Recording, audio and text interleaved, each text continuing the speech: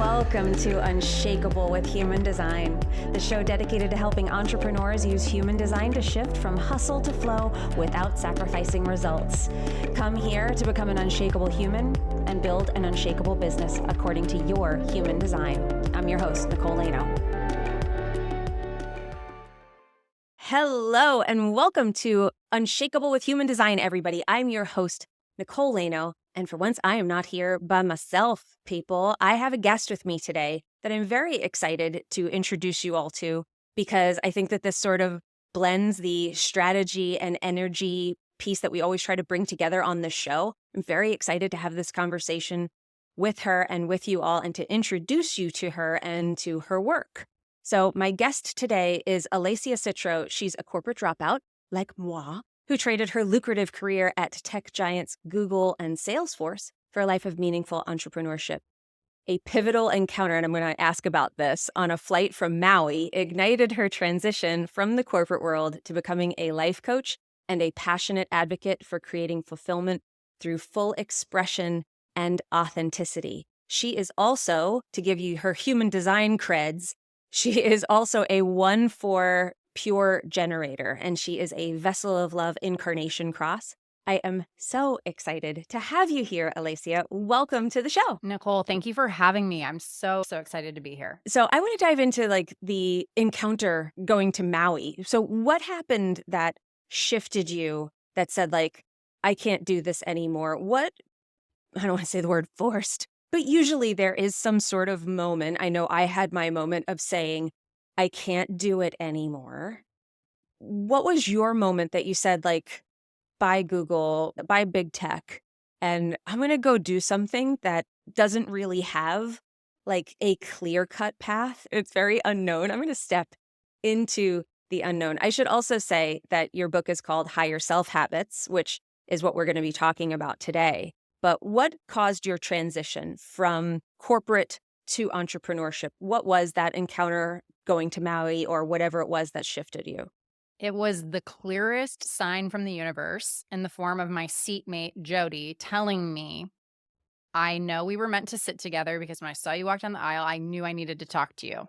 And then she gave me my sign. But let me give a little bit of context to this. I had been super successful in tech sales, right? And I started a new role at Google on March 2nd, 2020.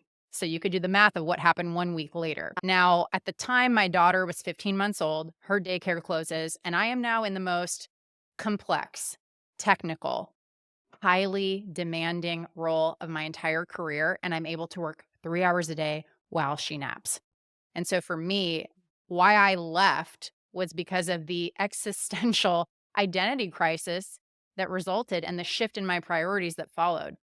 If you have been identifying yourself with external circumstances the way that I was, which was, oh, I'm a top performer, I'm a quota crusher, I'm so good at my job, da da da da da, and all of a sudden that gets taken from you, suddenly you have to think, well, without that, who am I really? And that December of 2020, my beloved grandpa passed away. And I feel like I got so many signs from him after he departed to kind of nudge me towards my truth. That's a longer story too. And then grandma passed and I got more of those signs from her as well. But, I ended up having to take a medical leave for the deep depression that happens after your identity gets pulled from you. I go back and it's better for a little while until it's not again. And so the day that I met Jody on the plane, we'd been in Maui. I had a call with a customer. It was a deal that wasn't really that great for him, but it was really good for us. And he and I got on the phone, just the two of us, and we had to come to Jesus. And I was like, if I'm you, I'm not doing this deal. And I get why you're not about it. And we hung up the phone. And I was like, I can't do this anymore. I'm not doing anything that's bettering the customers, bettering the world, bettering myself. What am I doing? So we go to the airport and last minute upgrades come through. I end up sitting next to Jody in first class. And she says, I knew I needed to talk to you. You are meant to do something bigger and you have everything that you need to do it right now. So then I was still drinking at the time. I'm alcohol free now, but then we ended up drinking Tito's and soda all the way back to LAX. We deboarded the plane and I told my husband, I'm going to quit my job tomorrow, and the rest is history. I actually got emotional listening to you tell your story. So thank you for sharing openly about your grandparents and just because I do think that break in identity, I remember that feeling, and mine was a bit different. It wasn't like I was not able to perform anymore. To me, it was, I don't know who I am not being this, and I don't like it anymore. Now what? And I remember like some of the things, when I look back on it, it didn't feel weird to me then. But when I look back on it, I was like, oh my God, it was like my higher self was trying to do things for me. It was trying to tell me, and I was trying to compensate, which is what I'm really good at. I'm really good at like pulling things and being like, I'll work it out. I'm a 5-1. I'll fix it. And so for me, I lost myself and I wasn't feeling like myself. I took improv classes because I was like, I don't feel like I know how to respond as like myself anymore. So I just need to go someplace where I just, yes, and I just have to just really be present because I don't feel present anymore. And then I became a makeup artist because I'm like, I don't feel like I have a creative outlet anymore. And I kept trying these other things to add on to my already like 60-hour week. I was like, I know what I'll do with my weekends. I'll do weddings because that sounds stress-free. But I was just so desperate to feel something again. And because I couldn't let go of that identity, because I couldn't let go of like, well, who am I if I'm not this paycheck, if I'm not this building, if I'm not associated with, I can remember feeling like pride looking at my badge with like the big bank name on it. I get to come in here and I'm part of this whole thing, even when everybody hated banks. I was proud. And that was part of my whole thing. And now, it's very funny. Like I have a different identity. So I want to ask you, what do you identify with now? I love this question, and I love the answer I'm about to give you too. I really liken what happened after I left big tech. You become an entrepreneur, and I joke that like personal development is no longer optional because you got Mhm. no big logo to hide behind. It's just you, right? So if you don't Just master the 6 inches between your ears, it's going to become pretty evident pretty quick in terms of your business, right? I go down this road of, spiritual awakening, I would call it too. And I identify now as being a child of God that chose to incarnate to play the game of life and experience what it feels like to live full out and to step into my potential as best as I am able. beautiful. And I love that there's such openness in that. There's no like, and I do this and I have to do that. It's just sort of like, this is kind of what I'm here for. And looking at your human design chart, and I want to talk about the book. There's so much I want to talk about. I'm like, oh, we've got so much because you and I met at a dinner after the Powerhouse Women event. And we got to talking about your book. And I was taken in by the title, great title, by the way, Higher Self Habits, because it does say, like, I believe that we need, like, we live in the material world, baby. Like, it's not all energy. If you've figured out how to work the pure manifestation where you just think about shit, don't do anything, and money comes to you, let's talk. Because I would love to know your secrets. I haven't figured that out. I have learned to make energy work for me so the things that I do are more productive, are more successful, and that I have a better relationship with the things that I do, and I no longer identify with that stuff. That energy has become another tool and way of living that has made me go through life open and more aligned. But we started talking about this, and one of the things that I noticed was you have the channel. I run everybody's chart when they come on the show, by the way. You have the channel of rhythm, which is about habits, which is being in flow, but also being in habits. It is this kind of relationship between finding your own flow and your own rhythm and also respecting the rhythms of nature. There's a lot of themes there. These channels and these gates and everything, all the energies in the human design chart are very multidimensional. But in its essence, it is about saying, I do what feels right to me. I have schedules and routines and rhythms that support my life, but I also am open to the flexibility of that changing. And I'm not so rigid with the routines and the structure that I can't work outside of them. Because sometimes people with the 515 channel can get really mad when people get in the way of their routine and their habits and their stuff. That's just the shadow peeking out, just being like, But the high expression of it is to respect all of the natural rhythms and starting with our own and starting with just the way that we operate. So I love when someone's design is making its way through their life already. But what are higher self habits to you? So what's the difference between habits and higher self habits? Oh my God. Okay. I'm still kind of processing because you just connected so many dots for me with the rhythm thing. So we'll touch on that in a second. But what differentiates higher self habits from regular habits is that typically regular habits are the rigidity, the routine, the structure. They feel constricting to me anyway. And actually, as a bit of context, I'm like the least likely person to write a book about habits because while I do like my own unique rhythm, let's talk about that more in a second, I bristle at regimented, cookie cutter, repetitive stuff. I hate that actually. I'm very spontaneous, free spirit, like to go where the wind blows me to an extent. If there's something in my chart about that too, you'll have to tell me. That's in there too. Yeah, we can talk some more. You're quad right, so which is a whole other thing that would totally jive with what you just said. Well, okay. So, That makes a lot of sense then because these things feel like they're at odds with each other, but they're not. And then there's also the cycle syncing piece to this. So I think for men who operate on a 24-hour hormone cycle, every day is kind of like Groundhog Day in terms of their physicality. They wake up with a surge of energy. It's the same day in, day out. Us women, we're on a 28-day-ish hormone cycle. Every day is a little bit different. It's like choose your own adventure, you know? Am I in my follicular? Am I in my ovulatory, my luteal, my menstrual, right? We're going to feel different all those days. So I think having said all that, habits as we typically think about them, the structure, the routine, the repetition, that works really well for men and I'm sure some women. That doesn't work for me. I needed habits that incorporated spirituality, how I'm feeling in a given day. I'm the type where if something doesn't make sense, if it feels arbitrary or like someone is just telling me that I should do something, I question it. So I need the science to back it up. So for me, higher self habits is also, hey, this actually works. Here's why. And then the strategy as well. So you put that all together and what you end up with is a very flexible framework for you to really view your habits and routines as more of a menu in which to live full out however you are feeling that day while still remaining accountable, you know?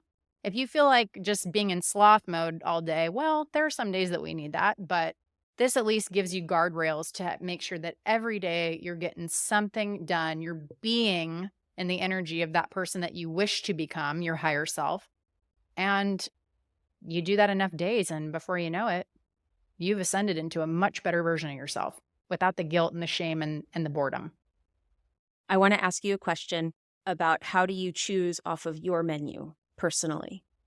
Okay, so the example I love to give is the Miracle Morning. Hal Elrod, he came up with this framework where there's 6 things you do every morning. SAVERS is the acronym. Silence, affirmations, visualization, exercise, reading, and scribing, right? Let's use that as an example. I'm going to pick 1, maybe 2 off the menu, depending how I'm feeling that day. When I'm in my luteal, I probably want to exercise. Probably need to get some of this energy out, right? If I am in more of a reflective state, maybe I'm in my menstrual phase, journaling sounds really good, right? When I'm in my follicular and I'm ideating and I'm thinking about what I could create, I love visualizing. I love to journal, to say affirmations, to think, ahead. So that's kind of how I would base it at a really high level, but I know what works well for me. These are just a few examples. And I know what my baseline habits need to be. And I just maintain those and then do a little extra if and when I feel like it. But I've really taken out the guilt of like, I have to have this perfect morning routine and I have to wake up at 5 a.m. because that's not realistic. And that's a really good way to feel crappy about yourself. 100%. And so is it an intuitive sort of, are you looking at your cycle and saying, or are you just sort of tuning in and saying like, this is what I need today? It's a little bit of both, but yeah, I'm one of those people that once I learned about cycle syncing, I was 36 years old, by the way, and I was actually furious. I'm like, I have had my period since I was 12 years old. Why am I just now finding out about this? So now it is a repeating event each phase on my Google Calendar. I've got 3 different tracking apps, which is excessive. I could probably delete 2 of them. I always know where I'm at. So that informs it. But then I also just go off of the intuition. Like, what is going to make me feel good right now? What do I need right now? And then celebrating when I do it to wire that in as a great activity that moved my day and my life forward. The reason I asked is because you're a generator. And that's actually one of the techniques that I give to generators inside my program is to treat things like a menu.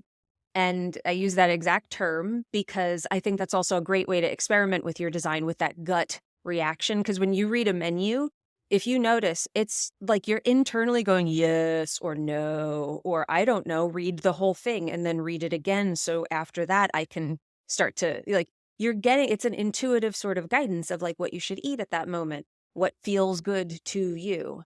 And so the fact that you call it that, like I have people, like I have a whiteboard. And so I put all of my important projects and things up there. And so this is how, as a manifesting generator, I stay not distracted because it's very easy for us to do that. But I also can't be bored. So I do usually have a few balls up in the air to keep everything interesting for me. I just try to choose the right balls to be playing.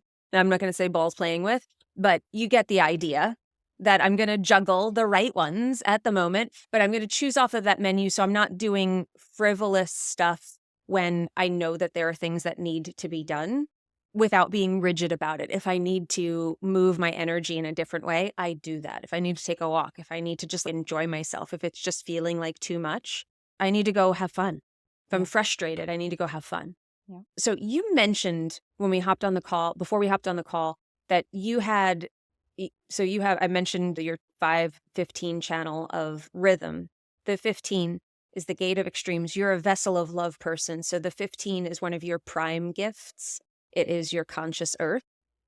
You said you had a history and experience with extremes. And so I would love if you shared with us just that, because I do really like to point out, not just give you like, oh, and she has these centers and this defined. It's so much more useful, I feel, to the people listening to be able to hear like how this stuff shows up in your life. And especially because this is a prime gift of yours. People are always like, how do I use my incarnation cross? And it's not really how it works, but it's difficult to explain. So if you could tell me what you were going to share, because you didn't share it with me exactly how it worked, but what was your history with extremes? What happened with that theme for you? I told you before we hit record too, I know enough about my design to be dangerous, not an expert in it, but I will say when I began learning about it, this was one of the things that made me feel so validated, Nicole. Let me give you a little glimpse into what the gift of extremes has looked like for me. Okay, I'll give you one example. I didn't even mention this. At the same time, around when I was leaving Google, I also had a 7-figure online wine business. And again, this was during COVID. I was drinking an awful lot. And now I'm alcohol free, as I mentioned, right? I had to venture into the extreme of overdoing it so that I could learn about that, learn why it was not for me, and then go the other way and help other people become curious about their own relationship. If I venture too far, I end up finding the gift and making it such. Another thing, when I was in my 20s, I got really into running. Okay, that's nice enough to just go for a jog, but no, I have the gift of extremes. That was not enough for me. So I completed, notice I did not say ran, 2 Chicago marathons. Because, hey, if you're go big or go home, right? All or nothing. Do it right or don't do it. If any of the last few things I just said resonated with you, by the way, you too may have a gift of extremes, or at least think that you should. How that also looks, I honestly wonder, my daughter is a manifesting generator, and I feel like I really have man-gen tendencies. I am interested in so many things. I'm pretty good at a lot of different things too, kind of like Jane of all trades, master of some. But one example of this, before we went on a trip to South Africa earlier this year, my friend was getting married there. We go on a safari, and I'm like, this is a bucket list trip. I got to take wildlife photos. So I already had the camera. I'm like, let me learn everything there is to learn about photography. So in 3 weeks, I went so deep into photography, learned all about it, rented the lenses. I have beautiful pics to show for it too. And I have not picked up the camera since. So it's like, and my husband now, he has been with me now for 11 years. He knows this. I get interested in something and I go all in on learning about it. Also might be my one line, the investigator. I definitely could have been. I was going to say, yeah, could have that's been a an one FBI line agent. thing. Yeah. One lines, like we're just, I'm the exact same way. Like I'm a 5-1, so I have the one on the unconscious side, but one's a 1. That's just how we work. It's like we go deep to the bottom of the ocean on something, and then that may satisfy us. We may be very happy being like completely immersed in something for a while and then be like, okay, Yeah, yeah. And that's see you in been a few me. years. And with habits too, I mean, that can be kind of challenging, right? Because it's like, oh, I'm going to start this new habit. I'm going to cook dinner every night. Well, are you really going to be able to do that? I mean, that's maybe not the best example, but for me, it's been, okay, I know I Meal have this. prepping Right. Like, kind of thing. I'm going to do all the meals for the whole week. And I feel like that's one that people fall off the wagon with a lot because it's a lot of work and it's a lot of pressure and it's not actually serving you completely all the time. It is in one way, but in a lot of ways it might be actually causing more harm than good because Yeah. it's disruptive. But I wanted to just, on the extremes thing, I just wanted to call out that I think that people, when you're working on yourself, a lot of times you'll find your way to your design. Like this isn't the only path that you can take to your alignment. It does just sort of show you what it is, that if you find this first while you're trying to figure it all out and those other things haven't worked, that it can lend real specificity to why you do the things that you do and maybe where you need to look at. And what I wanted to call out about what you did was you talked about how like it was the shadow of extremes that showed you what the gift was. Mm. And most people won't walk through that darkness, won't look at it long enough. They're just like, tell me why I'm awesome. And it's like, I'll tell you what your potential is. But usually when they're wondering like, how do I use this? It's like, see how it's using you first. See how this thing is maybe like, to me, I think the shadows illuminate the gift a lot. And when you can start to see it, you're like, okay, well, here's gate 15. It's this. What else is it? Okay, I see the darkness. I see the shadow. I see the thing that's maybe kind of messing with me. Okay, cool. I've identified that particular dial. Now I can start to play with it and tune it and turn it up and find that gift. That's the power to me, because we could be searching around in the dark looking for gifts, or we could say like, oh, well, it's right here. Like, what would happen if you examined these key things in your life and these key themes and see how are they already at play for you? And a lot of people won't do that work, and it's work. Your conscious sun, it's like your greatest gift. Yours is authenticity. So you talk about authenticity.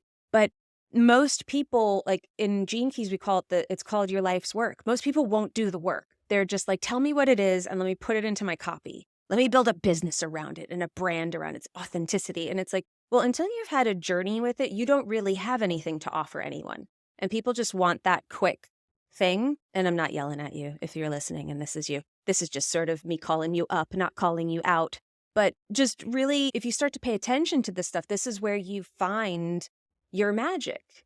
And I love that you found that on your own, that you noticed these things. And then the chart comes and is like, oh, hello, there it is. There's my wine, running and marathons. And here's this history with extremes. Now that I see it, my relationship changes to it. Now it can actually be a gift because there's great flexibility in the 15. Like that is the gift, is this kind of flexible fluidity with things. We get to do one end to the other. We get to do that, but let me be aware of it and not unconscious to it happening because that's the other thing, the 5 and the 15, that whole channel, both of those gates. 5 is about routines and fixed patterns. Those fixed patterns can be pretty darn bad. Yes. It can be having great habits, or it can be having really shitty habits that are detrimental to your health and to your life and to your success.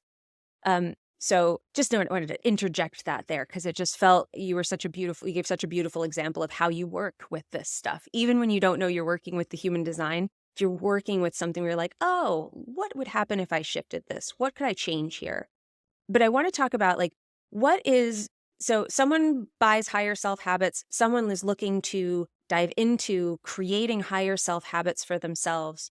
What are you taking them through? What would you like them to know about the process that you lay out in your book? Oh, I love this question. I think the biggest piece I could impart is that it's actually a lot easier and simpler and more enjoyable than you're probably thinking it is, because for so many of us, habit is kind of like a dirty word, like, oh, something else I have to do that I don't want to do, or I got to force myself, I got to buck up. And it's not that at all.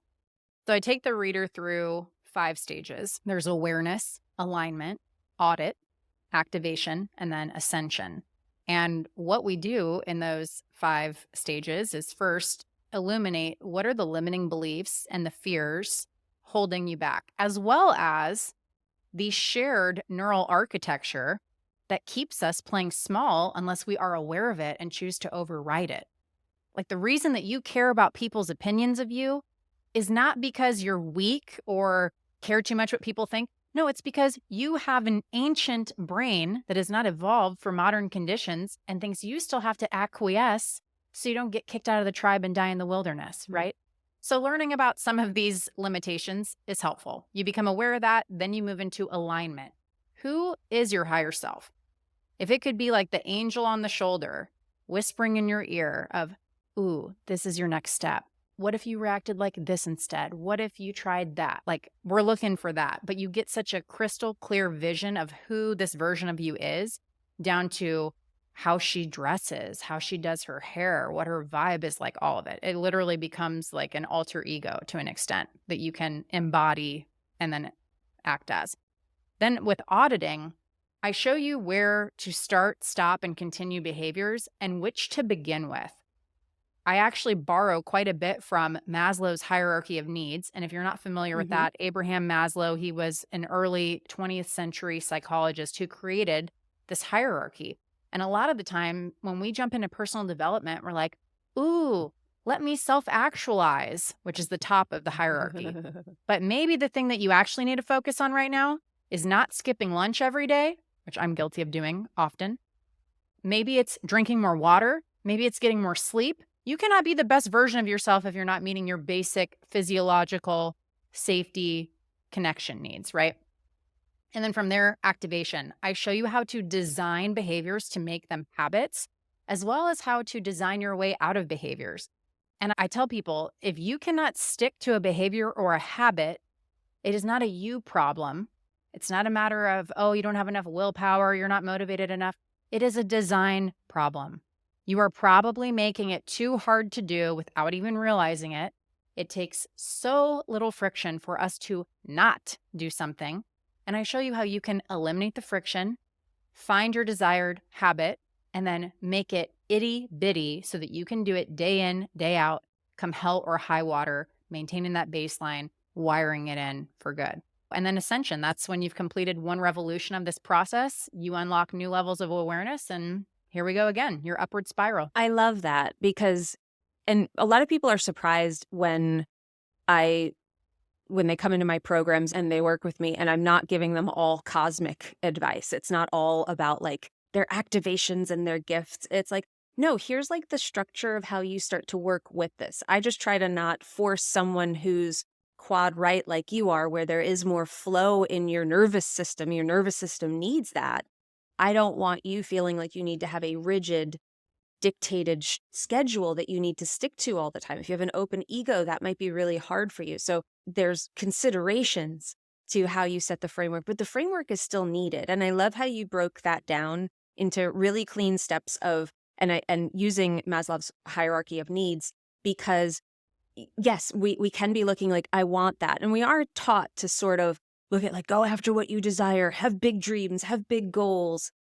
But if you're not looking at what you actually need and can't assess what you need at this moment, then you will probably find that you are in a consistent cycle of not being successful. And it's almost like you keep stepping down and there's a hole in the ground and your foot keeps going through it. Like you're not going to climb the steps if the one that you step on keeps breaking. You got to shore up that first step first. I compare it to playing whack-a-mole. You know that game in the arcade? It's like, oh, I whacked that mole. Oh, crap, now that one popped up. Like, you don't want to be playing whack-a-mole in life. And the way that you stop that is by shoring up the basics that are so boring. And then think of how much energy and mental capacity that also frees up if you get the basics dialed in on autopilot. No more decision fatigue, right? Now you can focus on the higher order stuff that actually matters to you and makes you fulfilled. I think that's why we're seeing such a huge shift to nervous system regulation and putting a priority on managing your energy well and not taxing your internal system. Because if your nervous system, if you're constantly battling flight, you're game over. Like you're just going to get real burnt out real fast. Or you're going to push through it and then you'll crash eventually. You might succeed. And this happens to a lot of us in the corporate world where we're just going and going because the expectations are there. Our identity's all wrapped up in it. in the entrepreneurial world. It's these people who have had like 8-figure businesses, have run really hard, had all of this success. And you're hearing them now talk about like, no, I'm like all about jammies and coffee till 11 a.m. until I feel like working and stuff and hanging out with my kids, and nervous system regulation is in for me. It's because we extremed, we overcorrected. And now this is the lesson we're learning. And now the key is to find that middle ground of where you're doing that basic work and then that energetic work, the exploring work, the observation work. And then there's also something that is clearly moving you forward, where you're taking action toward the things that you want, not just being like, okay, well, I'm regulated, everything's going to be better now. I think there's a consistent thing that I see where people will be like, I did this nervous system regulation thing and it just didn't work. And it's like, I feel better, but I didn't make any more money. And it's like, well, what else did you do? And they're like, well, no, I invested a lot of money in that and I didn't get my ROI. And it's like, but you didn't do anything to make the money. Were you making money before? There's just that like, and I feel like it's a conversation that I love when people come on and they speak about both sides. They're talking about the balance between things. It's higher self, habits. Yeah. And what It's about things the that ROI support you from some of these things that can't be quantified? What is your health worth from a monetary standpoint? What is your joy? What is having increased presence, better energy worth? Like sometimes I think it takes the business a bit to catch up to all of that, but you shouldn't be doing it just for money either, you know? Well, I think when we're entrepreneurs, where you said it before about how it's a crash course in personal development. You're either going to work on yourself or you're going to get run over by this business. It's going to take you down. So you have to do it. It's not optional. It's necessary. So when you're going through that, but there's also you're trying to move 2 balls down the court. And I think it's a lot of the messaging too. People tell you that all you need is the one thing because it's easier to sell stuff when you tell people that all you need is the one thing. All you need is this. This is what I did. And I made $2 million yesterday. And it's like, right, but you were making $1.5 million the day before that. So it's not like there's not a whole story there. And people make decisions out of lack because they want something. They want to change their lives and they're looking for the fix. But the fix is things like what you teach. The fix is coming at it from a systemic sort of place where one thing maybe doesn't send you straight up to the sky with results, but it's a series of small things that make it so one thing no longer has the capacity to take you out anymore. Yes. One thing. Yes. It's like you're on this rock solid foundation.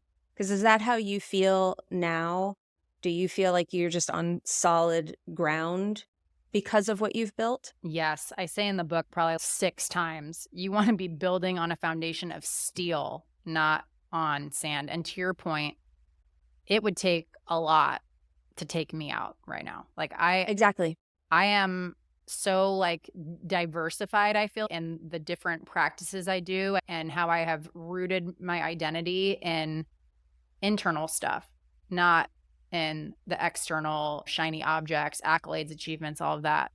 Yeah, I don't think that can be understated. And that's another reason too why, we all want to have these quick, big results, but do we actually?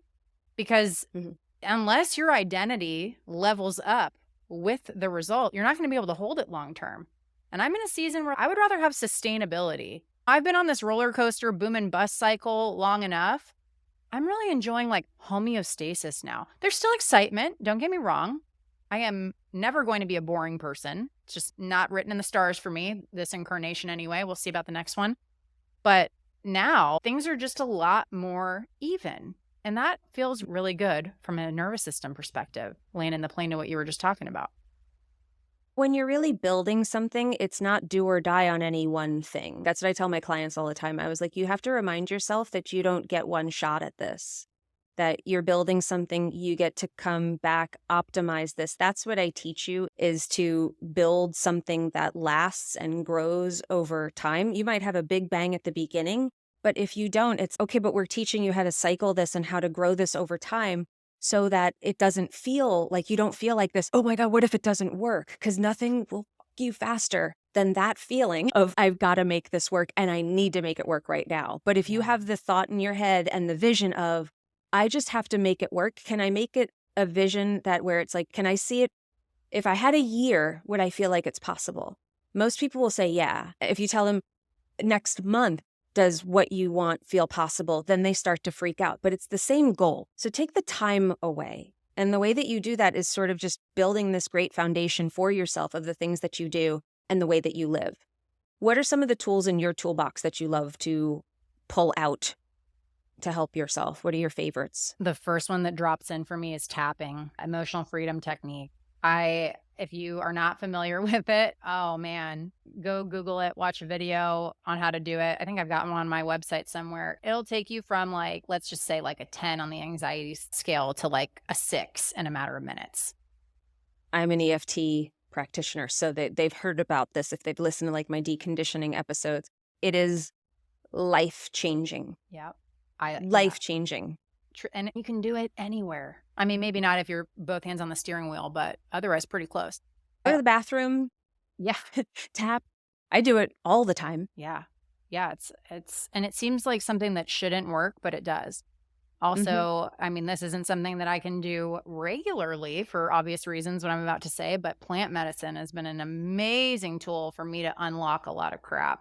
Hypnosis. And I don't mean anything like going to see a hypnotist and dancing like an idiot on stage or something. Like I'll listen to an 8-minute hypnosis and it just shifts my state right away. Yeah, those have been two of the ones that have really been big for me though, EFT and hypnosis.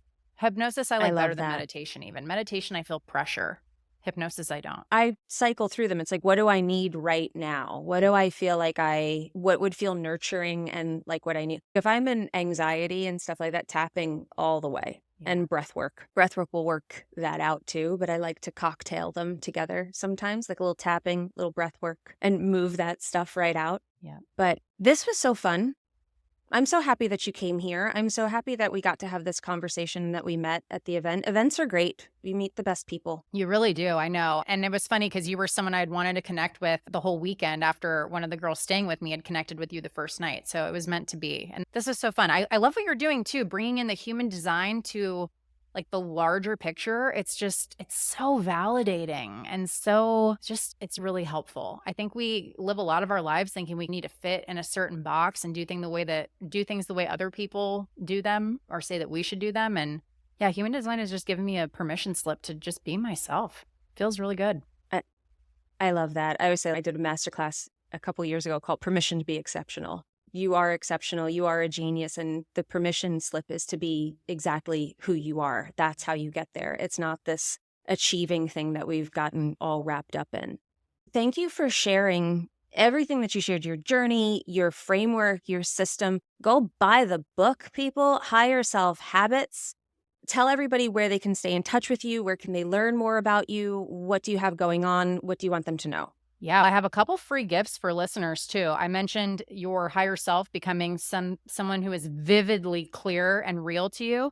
And you begin that journey by visualization. And so I have a guided visualization that you can download if you go to alessiacitro.com/gift. And on that page, there is also a free capability guide. I mentioned earlier, people don't create habits because they're making it hard without realizing it.